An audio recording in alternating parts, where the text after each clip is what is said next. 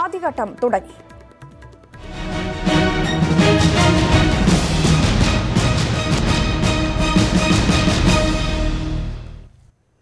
രാജ്യം ഇന്ന് മുതൽ പോളിംഗ് ബൂത്തിലേക്ക്. ലോക്സഭാ തെരഞ്ഞെടുപ്പിന്റെ ആദ്യഘട്ട പോളിംഗിന് തുടക്കമായി. 18 സംസ്ഥാനങ്ങളിലെ 91 മണ്ഡലങ്ങളിലേക്കാണ് വോട്ടെടുപ്പ്. 4 സംസ്ഥാനങ്ങളിലെ നിയമസഭയിലേക്കുള്ള വോട്ടെടുപ്പും തുടങ്ങി. കേന്ദ്രമന്ത്രിമാരായ നിതിൻ ഗഡ്കരി, VK സിംഗ്, കിരൺ റിജിജു തുടങ്ങിയവരാണ് ഇന്ന് ജനവിധി തേടുന്ന പ്രമുഖർ. വിവരങ്ങളുമായി KP അഭിലാഷ് ചേരുന്നു. അഭിലാഷ്, ലോക്സഭാ തെരഞ്ഞെടുപ്പിന്റെ ആദ്യഘട്ടത്തിന് തുടക്കമായിരിക്കുന്നു. എത്രത്തോളം സജ്ജീകരണങ്ങളും സുരക്ഷയുമാണ് ഒരുക്കിയിട്ടുള്ളത്? പ്രത്യേകിച്ചും മാവോയിസ്റ്റ് സ്വാധീന മേഖലയിലടക്കം വോട്ടെടുപ്പ് നടക്കുന്നുണ്ടല്ലോ. ഏറ്റവും പുതിയ വിശദാംശങ്ങളൊക്കെ എങ്ങനെയാണ്? രഞ്ജിനി, 17ാം ലോക്സഭയിലേക്ക് 7 ഘട്ടങ്ങളിലായി നടക്കുന്ന പൊതു തെരഞ്ഞെടുപ്പിനാണ് ഇന്ന് തുടക്കമായിരിക്കുന്നത്. 18 സംസ്ഥാനങ്ങളും 2 കേന്ദ്രഭരണ പ്രദേശങ്ങളും ഉൾപ്പെടെ 91 മണ്ഡലങ്ങളിലെ ജനവിധിയാണ് ഇന്ന് നടക്കാൻ പോകുന്നത്. ഈ 18 സംസ്ഥാനങ്ങളിൽ രഞ്ജിനി സൂചിപ്പിച്ചതുപോലെ ഏറ്റവും പ്രധാനപ്പെട്ടത് വടക്കുകിഴക്കൻ മേഖലയിലെ സുരക്ഷാ ക്രമീകരണങ്ങൾ തന്നെയാണ്. പ്രത്യേകമായ ഭൂമിശാസ്ത്രപരമായ പ്രത്യേകതകൾ ഉള്ളതുകൊണ്ടും ഛത്തീസ്ഗഡ് പോലെയുള്ള പ്രദേശങ്ങളിൽ മാവോയിസ്റ്റ് ഭീഷണി നിലനിൽക്കുന്നതിനാലും കനത്ത സുരക്ഷാ സംവിധാനങ്ങളാണ് വടക്കുകിഴക്കൻ മേഖലയിൽ ഏർപ്പെടുത്തിയിട്ടുള്ളത്. വടക്കുകിഴക്കൻ മേഖലയിലെ പല പോളിംഗ് ബൂത്തുകളിലും വോട്ടെടുപ്പ് ആരംഭിച്ചിട്ടില്ല. 8 മണിയോടുകൂടി മാത്രമായിരിക്കും വോട്ടെടുപ്പ് ആരംഭിക്കുക. അതേസമയം മറ്റ് സംസ്ഥാനങ്ങളിലെ മണ്ഡലങ്ങളിൽ വോട്ടെടുപ്പ് 7 മണിക്ക് തന്നെ ഇപ്പോൾ ആരംഭിച്ചിരിക്കുകയാണ്. ഇന്നലെ രാത്രിയോടുകൂടി തന്നെ പോളിംഗ് സാമഗ്രികൾ പൂർണ്ണമായും വിതരണം ചെയ്യുന്ന പശ്ചാത്തലമുണ്ടായിരുന്നു. എല്ലാ തരത്തിലുമുള്ള ഒരുക്കങ്ങളും പൂർത്തിയാക്കിയതായി തെരഞ്ഞെടുപ്പ് കമ്മീഷൻ വ്യക്തമാക്കുകയും ചെയ്തിട്ടുണ്ട്. വലിയ സങ്കീർണമായ ഒരു തെരഞ്ഞെടുപ്പ് പ്രക്രിയ തന്നെയാണ് ആദ്യഘട്ടത്തിൽ നടക്കുന്നത് എന്ന് തന്നെ വിലയിരുത്തണം. പ്രത്യേകിച്ച് ആന്ധ്രാപ്രദേശും തെലങ്കാനയും അടക്കം ഇന്ന് പൂർണ്ണമായും ജനവിധി എഴുതുന്നു എന്നുള്ളതാണ്. ആദ്യഘട്ടം 91 ലോക്സഭാ മണ്ഡലങ്ങളിലേക്ക് തെരഞ്ഞെടുപ്പ് നടക്കുമ്പോൾ അതിൽ ഏറ്റവും പ്രധാനപ്പെട്ട 2 സംസ്ഥാനങ്ങൾ ആന്ധ്രാപ്രദേശും തെലങ്കാനയും തന്നെയാണ്. ആന്ധ്രാപ്രദേശിലെ 25 ലോക്സഭാ മണ്ഡലങ്ങളിലേക്കുള്ള വോട്ടെടുപ്പാണ് ഇപ്പോൾ ആരംഭിച്ചിട്ടുള്ളത്. തെലങ്കാനയിൽ 17 മണ്ഡലങ്ങളിലേക്കും വോട്ടെടുപ്പ് ആരംഭിച്ചിരിക്കുന്നു. ഒരു കാര്യം എടുത്തു പറയേണ്ടത്, തെലങ്കാനയിൽ മുഖ്യമന്ത്രിയായ ചന്ദ്രശേഖർ റാവുവിന്റെ മകൾ കവിത റാവു ജനവിധി തേടുന്ന മണ്ഡലത്തിന്റെ പ്രത്യേകതയാണ്. അവിടെ ഭരണമുന്നണിയോടുള്ള വിയോജിപ്പിന്റെ ഭാഗമായി നിരവധി കർഷകർ നോമിനേഷൻ നൽകുകയും പിന്നീട് അത് പിൻവലിക്കാതിരിക്കുകയും ചെയ്ത സാഹചര്യത്തിൽ തെരഞ്ഞെടുപ്പ് കമ്മീഷനെ പോലും പ്രതിസന്ധിയിലാക്കിയ ഒരു പശ്ചാത്തലമുണ്ട്. 180ഓളം കർഷകരാണ് ഇവിടെ പത്രിക നൽകുകയും തെരഞ്ഞെടുപ്പിൽ മത്സരിക്കുകയും ചെയ്യുന്നത്. അതുകൊണ്ട് തന്നെ വോട്ടിംഗ് മെഷീൻ ഉപയോഗിക്കാൻ പറ്റാത്ത ഒരു സാഹചര്യം ഉണ്ട് എന്നുള്ളതാണ് ഈ തെരഞ്ഞെടുപ്പിലെ മറ്റൊരു പ്രത്യേകതയായി എടുത്തു പറയേണ്ടത്. ഇവിടെ ബാലറ്റ് പേപ്പറുകൾ ഉപയോഗിച്ചുകൊണ്ടാണ് തെരഞ്ഞെടുപ്പ് നടക്കുന്നത്. അത് കൂടുതൽ സങ്കീർണമാക്കി മാറ്റുന്നുമുണ്ട്. മറ്റു പ്രദേശങ്ങളിലെല്ലാം തന്നെ ഇപ്പോൾ വോട്ടെടുപ്പ് ആരംഭിച്ചു കഴിഞ്ഞിരിക്കുന്നു. നിരവധി പോളിംഗ് ബൂത്തുകൾ ഏർപ്പെടുത്തിയിട്ടുണ്ട്. സ്ത്രീ സൗഹൃദ പോളിംഗ് ബൂത്തുകൾ ഉൾപ്പെടെ ഏർപ്പെടുത്തിയിട്ടുണ്ട്. വൈകിട്ട് 5 മണി വരെയാണ് വോട്ടെടുപ്പ് നടക്കുന്നത്. എന്നാൽ സുരക്ഷാ പ്രശ്നങ്ങൾ ഉള്ള മണ്ഡലങ്ങളിലെ ബൂത്തുകളിൽ വൈകിട്ട് 4 മണിക്ക് തന്നെ വോട്ടെടുപ്പ് പൂർത്തിയാക്കുന്ന സാഹചര്യവുമുണ്ട്. ഇതിൽ ഏറ്റവും പ്രധാനപ്പെട്ട സ്ഥാനാർത്ഥികൾ എന്നത് നാഗ്പൂരിൽ നിന്ന് ജനവിധി തേടുന്ന കേന്ദ്രമന്ത്രി നിതിൻ ഗഡ്കരി, അവിടെ BJP വിട്ട് കോൺഗ്രസിലെത്തിയ നാനാ പത്തോൾ ആണ് നിതിൻ ഗഡ്കരിയുടെ എതിരാളി. മുൻ കരസേനാ മേധാവിയും കേന്ദ്രമന്ത്രിയുമായ VK സിംഗ് ജനവിധി തേടുന്നു.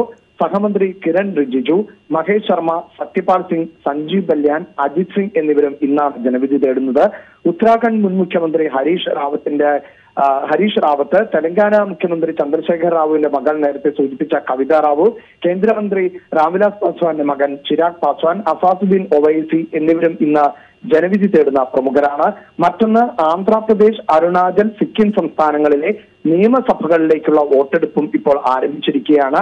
ഈ 3 സംസ്ഥാനങ്ങളിലെയും നിയമസഭകളിലേക്കുള്ള വോട്ടെടുപ്പ് ഇന്ന് പൂർത്തിയാകും. അതേസമയം ഒഡീഷയിൽ ആദ്യഘട്ട നിയമസഭാ തെരഞ്ഞെടുപ്പും ഇന്ന് നടക്കുന്നുണ്ട്. ഒഡീഷയിൽ 4 ഘട്ടങ്ങളായാണ് നിയമസഭാ തെരഞ്ഞെടുപ്പ് നടക്കുന്നത്. ഇതിൽ 28 നിയമസഭാ സീറ്റുകളിലേക്കുള്ള വോട്ടെടുപ്പും ഇപ്പോൾ ആരംഭിച്ചു കഴിഞ്ഞിരിക്കുകയാണ്. രഞ്ജിനി, അഭിലാഷ്, എന്തായാലും 91 മണ്ഡലങ്ങളിലേക്കുള്ള ജനവിധിയാണ് ഇന്ന് നിർണ്ണയിക്കപ്പെടുക. കഴിഞ്ഞ ലോക്സഭാ തെരഞ്ഞെടുപ്പിൽ BJP ഏറെ മുന്നേറ്റമുണ്ടാക്കിയ മണ്ഡലങ്ങളിലടക്കം ഇന്ന് വോട്ടെടുപ്പ് നടക്കുന്നുണ്ട്. അതുകൊണ്ട് തന്നെ BJPക്കായാലും കോൺഗ്രസിനായാലും UP-യിലെ മഹാസഖ്യത്തിനായാലും മറ്റു കക്ഷികൾക്കായാലും എത്രത്തോളം നിർണായകമാണ് ആദ്യഘട്ടം? രഞ്ജിനി, ആദ്യഘട്ട തെരഞ്ഞെടുപ്പ് ആരംഭിക്കുകയും മറ്റ് 6 ഘട്ടങ്ങൾ അവശേഷിക്കുകയും ചെയ്യുമ്പോഴും കൃത്യമായ ഒരു ധാരണയിലേക്കോ സ്ഥാനാർത്ഥി നിർണയത്തിലേക്കോ പോലും കടക്കാൻ പലപ്പോഴും മുഖ്യധാര രാഷ്ട്രീയ പാർട്ടികൾക്കും മുഖ്യധാര അലയൻസുകൾക്കും സഖ്യങ്ങൾക്കും സാധിച്ചിട്ടില്ല എന്നതാണ് ഈ തെരഞ്ഞെടുപ്പിന്റെ പ്രത്യേകത. ഞാൻ നേരത്തെ സൂചിപ്പിച്ചതുപോലെ 91 ലോക്സഭാ സീറ്റുകളിലേക്ക് തെരഞ്ഞെടുപ്പ് നടക്കുമ്പോൾ ആന്ധ്രാപ്രദേശിലും തെലങ്കാനയിലുമാണ്. ആന്ധ്രാപ്രദേശിൽ 25ഉം തെലങ്കാനയിൽ 17 മണ്ഡലങ്ങളിലേക്ക് വോട്ടെടുപ്പ് നടക്കുന്നു.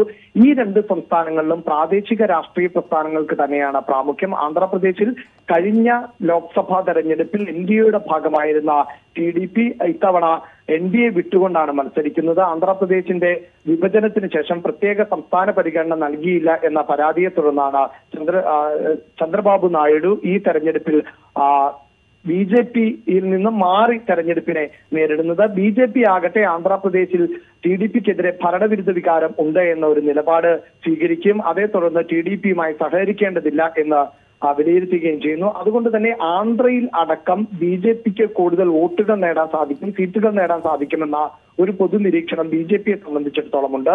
അത് നിർണായകമാകുന്നത് ഒരു പക്ഷേ 2014 ലോക്സഭാ തെരഞ്ഞെടുപ്പിൽ BJPക്ക് അനുകൂലമായ ഉത്തരേന്ത്യയിൽ ഈ തവണ അത്രമേൽ ഒരു മൃഗീയമായ ഭൂരിപക്ഷത്തിലേക്ക് കടക്കാൻ BJPക്ക് സാധിക്കില്ല എന്ന പൊതുവിലയിരുത്തലുണ്ട്. അങ്ങനെയെങ്കിൽ ആ പോരായ്മ ദക്ഷിണേന്ത്യൻ സംസ്ഥാനങ്ങളിൽ നിന്ന് പരിഹരിക്കുക എന്നുള്ളതാണ് BJPയുടെ നിഗമനം. അതിനുകൂടി ഉതകുന്ന തരത്തിലുള്ള ഒരു തെരഞ്ഞെടുപ്പാണ് ആന്ധ്രാപ്രദേശിൽ നടക്കുന്നത്. ആന്ധ്രാപ്രദേശിന്റെ അയൽ സംസ്ഥാനമായ തെലങ്കാനയിലാകട്ടെ ചന്ദ്രശേഖർ റാവു ഏതാനും മാസങ്ങൾക്ക് മുമ്പായിരുന്നു നിയമസഭ പിരിച്ചുവിട്ടുകൊണ്ട് വലിയ ആത്മവിശ്വാസത്തോടുകൂടി നിയമസഭാ തെരഞ്ഞെടുപ്പിനെ നേരിടുകയും വലിയ ഭൂരിപക്ഷം നേടുകയും ചെയ്തത്. സമാനമായ ഒരു വിലയിരുത്തൽ തന്നെയാണ് ലോക്സഭാ തെരഞ്ഞെടുപ്പ് നടക്കുമ്പോഴും ചന്ദ്രശേഖർ റാവുവിന് ഉള്ളത്. അതേസമയം ചന്ദ്രശേഖർ റാവുവിന്റെ പല നിലപാടുകളും NDAക്ക് അനുകൂലമാണ് എന്ന ഒരു പൊതുനിരീക്ഷണവുമുണ്ട്. അങ്ങനെയെങ്കിൽ തെലങ്കാനയും ഒപ്പം ആന്ധ്രാപ്രദേശും നിർണായകമാകുന്നത്. തെലങ്കാനയിലടക്കം YSR കോൺഗ്രസ് വലിയ നേട്ടം കൈവരിക്കുകയാണ് എങ്കിൽ തെരഞ്ഞെടുപ്പിന് ശേഷം സഖ്യം രൂപീകരിക്കുമ്പോൾ YSR കോൺഗ്രസിന്റെ പിന്തുണ തേടാമെന്ന ഒരു പ്രതീക്ഷ കോൺഗ്രസും വെച്ച് പുലർത്തുന്നു. അതോടൊപ്പം BJPയും വെച്ച് പുലർത്തുന്നുണ്ട്. TRS വലിയ നേട്ടം തെലങ്കാനയിൽ നടത്തുകയാണ് എങ്കിൽ അത് തങ്ങൾക്ക് അനുകൂലമാകുമെന്ന ഒരു പ്രതീക്ഷ BJPയും വെച്ച് പുലർത്തുന്നുണ്ട്. മറ്റ് സംസ്ഥാനങ്ങളിലേക്ക് വന്നാൽ വടക്ക് പടിഞ്ഞാറൻ സംസ്ഥാനങ്ങളിൽ എല്ലാം തന്നെ വോട്ടെടുപ്പ് ഇന്ന് പൂർത്തിയാകുന്നുണ്ട് എങ്കിലും അവിടെ വലിയ തോതിലുള്ള സീറ്റുകളില്ല എന്നുള്ളതാണ് ഒരു പ്രത്യേകത. അതേസമയം ഉത്തർപ്രദേശ് ഇന്നത്തെ തെരഞ്ഞെടുപ്പിൽ ഒരു പ്രധാനപ്പെട്ട ഒന്ന് തന്നെയാണ്. പ്രത്യേകിച്ച് പടിഞ്ഞാറൻ UPയിലെ 8 മണ്ഡലങ്ങൾ ഇന്ന് ജനവിധി തേടുന്നു എന്നുള്ളതാണ്. നമുക്കറിയാം കോൺഗ്രസ് വലിയ ഒരു തെരഞ്ഞെടുപ്പ് പ്രചാരണ തന്ത്രം ആണ് അവിടെ ആവിഷ്കരിച്ചത്. പ്രിയങ്ക ഗാന്ധി രാഷ്ട്രീയത്തിലേക്ക് വരികയും പ്രിയങ്ക ഗാന്ധിക്ക് ഉത്തർപ്രദേശിന്റെ ഒരു ഭാഗത്തിന്റെ ചുമതല നൽകിയെന്ന ജനറൽ സെക്രട്ടറിയായി നിയമിക്കുകയും ചെയ്തതിനു ശേഷം പടിഞ്ഞാറൻ അതായത് ഇന്ന് തെരഞ്ഞെടുപ്പ് നടക്കുന്ന മണ്ഡലങ്ങളിലടക്കം വലിയ പ്രചാരണ പ്രവർത്തനങ്ങൾ പ്രിയങ്ക ഗാന്ധി നടത്തിയിരുന്നു. ഇത് വലിയ തോതിലുള്ള മുന്നേറ്റം നടത്താൻ സാധിക്കും എന്നുള്ള ഒരു പൊതുവിലയിരുത്തലിലേക്ക് കോൺഗ്രസിനെ എത്തിച്ചിരുന്നു.